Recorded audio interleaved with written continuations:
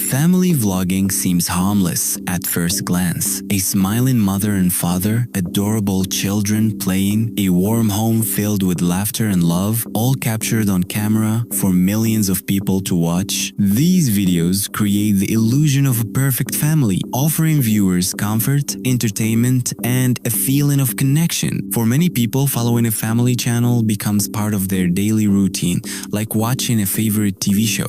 It feels authentic and heartwarming.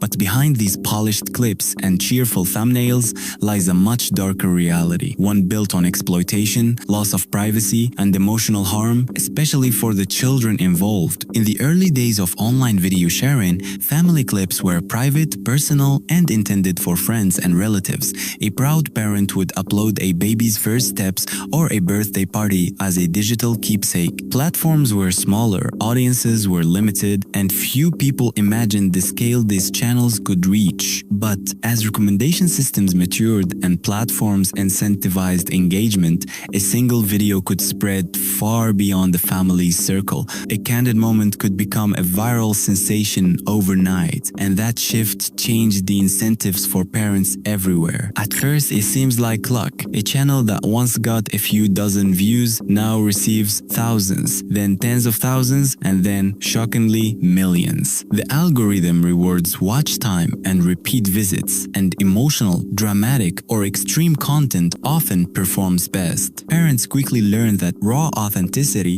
can be a powerful draw, but so can manufactured drama. The easier and faster path to growth is tempting. Stage a prank, provoke an emotional reaction, or amplify conflict between siblings. The logic is simple and unforgiving. Whatever attracts attention brings more subscribers, and more subscribers bring more money. When a family discovers that their private life is profitable, their priorities subtly shift. The checklist of moments to film gets longer. Morning routines, homework struggles, tantrums, and even medical appointments become footage for an audience. The line between living and performing blurs. Parents who were once careful about privacy begin to normalize the presence of a camera in every room. Private conversations that should remain between family members become material for thumbnails and titles crafted to maximize clicks. Over time, the distinction between genuine parenting and content creation erodes until the parenting itself is done with an audience in mind. Children in these channels are rarely able to give informed consent. A toddler cannot understand what it means to have their face and voice recorded for an indefinite audience. Even teenagers do not fully grasp the long-term consequences of permanent online exposure. When a child's life is documented as continuous content, they lose the ability to control their personal narrative. Mistakes, embarrassments, and ordinary childhood struggles become part of a permanent record that can be discovered by future employers, classmates, or strangers. That inescapable permanence is one of the deepest harms of growing up under the camera. The financial incentives are enormous and immediate. Advertisers pay for views, sponsors offer brand deals and merchandise, and affiliate links create additional revenue streams. Popular family channels can turn into multi-million-dollar businesses seemingly overnight. With that money comes pressure to maintain or increase income. Parents may feel trapped in a production schedule they can't sustain without burning out. The financial reward can make it difficult to step back, even when they recognize harmful patterns. For some, the income becomes the justification for whatever content choices they make, rationalizing that the ends education, housing, travel paid for justify the methods. One of the most disturbing dynamics is how content choices influence a child's behavior. Kids are adaptable and respond to feedback. When a particular behavior gets more attention, more views, more comments, more praise, children learn to repeat it. A child who once spoke quietly may learn to shout for the camera. A shy child may be coaxed into exaggerated reactions. Over time, a child's personality may be shaped as much by algorithmic incentives as by natural development. The child's emergent self becomes intertwined with what performs well online, creating identity distortions that are hard to untangle later. Parents sometimes defend their choices by highlighting the benefits. Income that pays for housing, education, or travel. The joy of sharing memories with a large community and the opportunities that fame can bring, such as sponsorships or future careers in entertainment. These benefits are real for some families, but they do not negate the costs. Financial gain does not necessarily translate into long-term security for the child. Without safeguards like trust accounts or legal protections, children may grow up to find that others profited from their childhood while they themselves have little financial security. Instances of staged or manufactured content have eroded trust in family vlogs. Audiences who once embraced candidness now question the authenticity of every video. Creators who fake pregnancies, stage pranks, or manipulate their children's reactions face public backlash and reputational damage. Some channels have collapsed under the weight of scandal, but the damage to the children involved cannot be undone. The exposure may follow them for years, with negative effects on relationships, self-esteem, and future opportunities. Even when parents regret their choices later, the videos remain seen, downloaded, cached, and shared. Psychological research suggests that public exposure during formative years can harm identity development. Children require private spaces to experiment, fail, and learn without external judgment. Constant surveillance changes behavior. It creates performance anxiety, pressure to conform to a persona, and vulnerability to public criticism. The development of autonomy, knowing how to be oneself without external validation, is compromised. These effects mirror those observed in former child stars, many of whom later described feelings of isolation, exploitation, and a fragile sense of self. The scale and permanence of online content magnify these risks beyond what previous generations experienced. The algorithm plays a central role in pushing families toward exploitative behavior. Platforms reward content that keeps viewers hooked. Dramatic and emotional content performs better, which often means the most private and vulnerable moments of a child's life are the most profitable. When a video of a child crying goes viral, it sends a clear message to the parents: film more of that. When a prank that frightens a child gains millions of views, the message is to recreate and escalate the prank for even greater attention. This feedback loop creates perverse incentives where harm can be rewarded with fame and income. Some families manage the transition ethically. They set boundaries, limit what is filmed, and ensure that children's privacy is respected. These families may still post content and earn money, but they make decisions with the child's welfare as the primary concern. They save a portion of earnings for the child, treat filming like professional work with reasonable hours, and allow children to opt out as they grow older. These approaches show that documenting family life need not automatically be exploitative. It can be done in ways that respect the child's dignity and future autonomy. Yet, many families do not adopt such safeguards, either because they lack awareness or because the short-term incentives overpower caution. When content creation becomes a family business, roles shift. Parents become producers and managers, children become performers, and family dynamics are reframed through the lens of content strategy. This shift can corrode trust and change how parents relate to their children. Instead of shielding a child from public scrutiny, parents may find themselves encouraging behaviors that will attract viewers. The moral cost of that shift is often invisible to outsiders but catastrophic for the child's inner life. Legal protections are inconsistent across jurisdictions.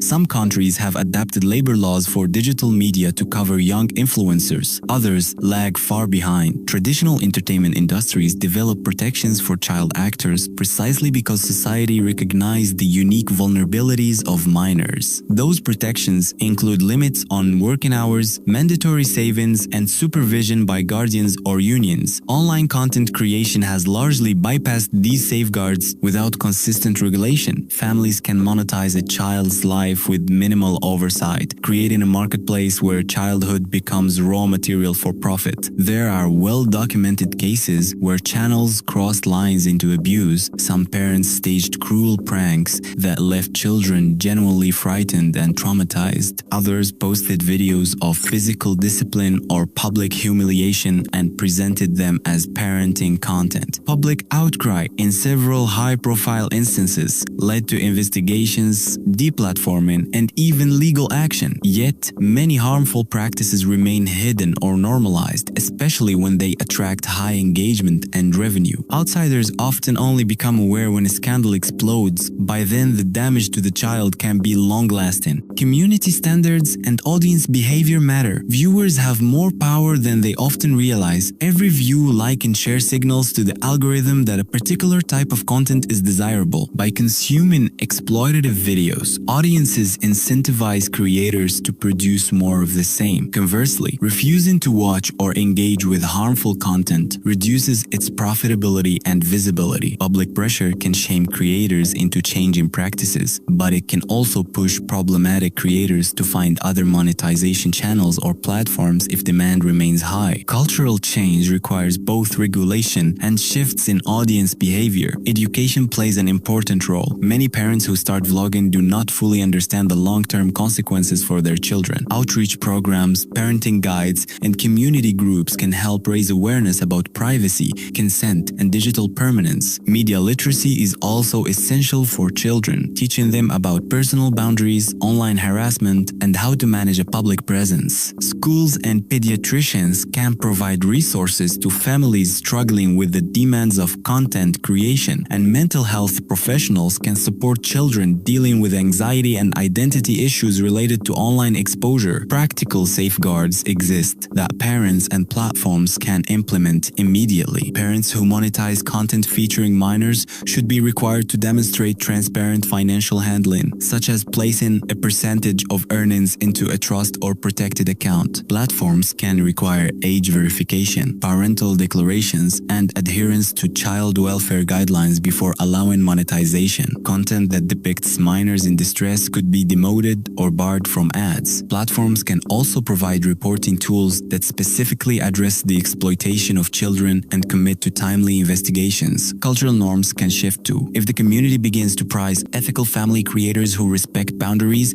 creators will adapt. Sponsorships and advertisers can take a stand by refusing to work with creators who exploit minors. Brands that demand higher standards will shift incentives away from sensationalism. Influencer networks, talent managers, and multi-channel networks can enforce codes of conduct that prioritize child welfare. Celebrity endorsements and thought leaders speaking out can accelerate that cultural shift. There are stories of resilience and recovery. Some former child influencers have found fulfilling careers outside the content they made as children, using their skills to move into production, marketing, or activism. A few have become advocates for better laws and platform policies. However, for every success story, there are others who continue to struggle with the social and psychological scars of a childhood spent in front of the camera. Their experiences remind us that prevention is far better than remediation. Ultimately, the core issue is consent and power. Children cannot fully consent to decisions that alter their futures, and adults who decide for them must bear the moral and legal responsibility for the outcomes. When parents monetize a child's life, they must act as fiduciaries, legally obligated to protect the child's long-term interests. That obligation should include financial safeguards, limits on exposure, and a clear pathway for children to reclaim their privacy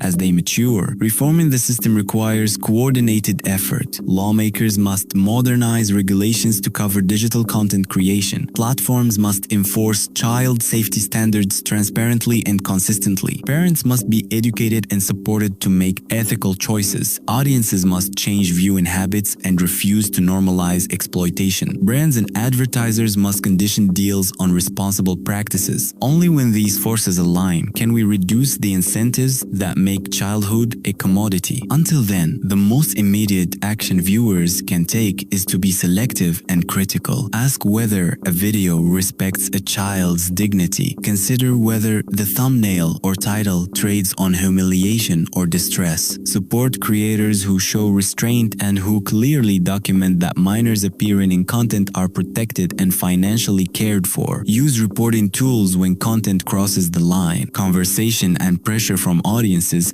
have forced change before. They can do so again if people choose to prioritize children over sensational content. Parents who decide to document family life have a duty to put welfare first. Filming can be a beautiful way to capture memories, but not at the cost of a child's emotional well-being and future opportunities. Practical steps include limiting filming to appropriate times, involving children in decisions as they mature, saving a portion of earnings for the child in a trusted account, and consulting legal and mental health professionals when necessary. Families that treat content creation like a profession with contracts and boundaries demonstrate that responsible models are possible. The story of family vlogging is still being written. Technology evolves, platforms change policies, and new laws slowly emerge. But the ethical questions remain urgent. How do we value a child's right to privacy in an age where attention is currency? How do we ensure that vulnerable people are not commodified for entertainment? These questions demand more than outrage. They require policy, culture change, and sustained attention. For the children themselves, the message must be clear. You are not content. You are a person. Your childhood should belong to you, not to an algorithm. Adults who love them must act accordingly. When parents, platforms, lawmakers, and audiences all choose to protect children, then family vlogging can keep the parts that are wholesome without sacrificing the dignity and future of young lives. Until society reaches that point, viewers should remain critical and parents should choose caution. The cost of inaction is a generation whose most private moments have been monetized and whose sense of self has been shaped by strangers' attention. That cost is too high. As these channels grow, the stories behind the scenes often become darker. Several real-life cases have shown just how far some parents are willing to go for views. There have been families who staged elaborate pranks where children were left terrified and sobbing, all while a camera kept rolling. Others have posted punishments or humiliating moments, turning a child's pain into a form of entertainment. Some parents even manipulated serious events like illnesses or accidents to create dramatic videos that would go viral. In a few high-profile situations, this went too far and attracted the attention of authorities. Entire channels were taken down, parents were investigated, and in some cases, legal action was taken. These scandals shocked audiences, but they also revealed how unregulated this space truly is. For every case that reaches the news, there are likely dozens more happening quietly, never being exposed. The impact on children is deep and long-lasting. Growing up with a camera always present can make a child feel like they never truly own their life. They might struggle to separate their real identity from the character they were forced to play on camera. Many former child stars have spoken about similar struggles, describing how fame during childhood can lead to anxiety, depression, and difficulty trusting others. In the digital era, this pain is magnified because videos never disappear. A video posted when a child was 5 years old can resurface when they are 15, 20, or even 30. The internet never forgets. Behind the scenes, some of these channels operate almost like small businesses. Parents act as producers and managers. Sponsors send free products or money in exchange for brand placements. Multi-channel networks and talent agencies step in to maximize revenue. In some cases, entire teams are built around a single family. When so many adults are financially invested, the pressure to keep the content flowing grows even stronger. At that point, the children are no longer just part of a family, they are the center of an industry. Audiences are part of this ecosystem too. Every time someone clicks, likes, or shares a video,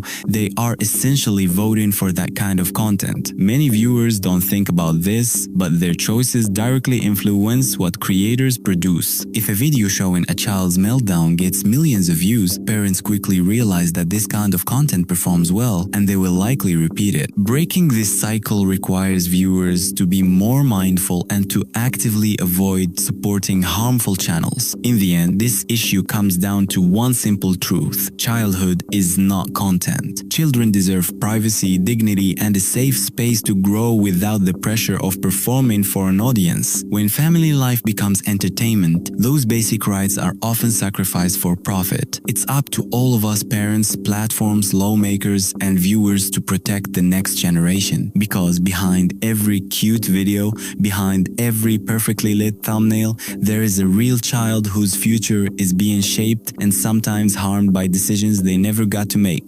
If we want to build a healthier digital world, we must start by remembering that some things should never be for sale, especially childhood.